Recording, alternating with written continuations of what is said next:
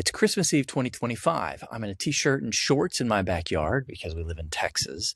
And I wanted to share something with you that's really meaningful to me on Christmas Eve. We commemorate on this night the birth of Jesus. As you may recall, he was born in very non-ideal circumstances. So there was no room in the inn, so he was born in a manger, which would have been dirty, not very sanitary, probably cold and hard. He was born to an unwed mother, and it would have been a very scandalous situation of his birth.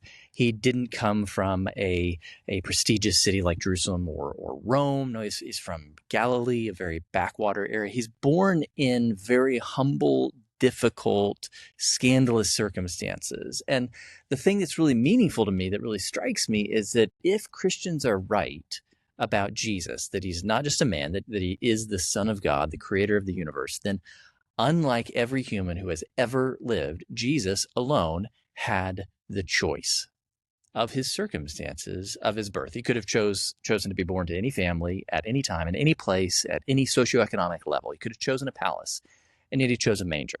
He chose an unwed mother. He chose a scandalous birth. He chose these things freely. It's so odd.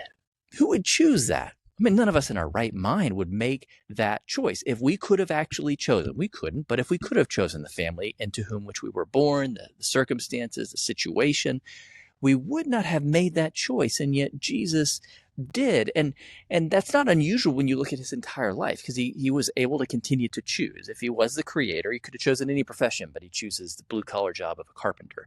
He could have chosen any level of wealth, and yet he chose to be poor, to be homeless during his ministry. He died with virtually no possessions other literally than the clothes on his back.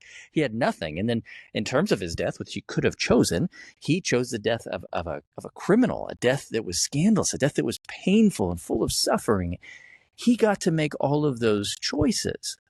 And here's why that really strikes me. We live in a world where people who are in power, people who have wealth, people who have influence, people who have fame, they consistently make choices that are selfish and prideful. They all do. And I'm not talking about one particular political party. The point of this post is not political. Everybody who is in power, everyone who has unchecked wealth, who has unbridled power, they choose selfishly. They choose pridefully. They are very arrogant people. And we have to be careful here, because it's easy for us to blame, the people who are in power, the billionaires, the presidents, whatever it might be. Well, let's be careful and step back and realize, man, if that was me, I would likewise be just as selfish and just as prideful. Why? Because I am corrupt at my core. Pride corrupts. Absolutely. It corrupts everyone. Wealth corrupts everyone, with one exception. This guy, Jesus, who created the whole universe. So everything was at his fingertips. And yet he chose humility. He chose obscurity. He chose to serve. He chose to give his life, to sacrifice his life for the poor, for the vulnerable, for the sick.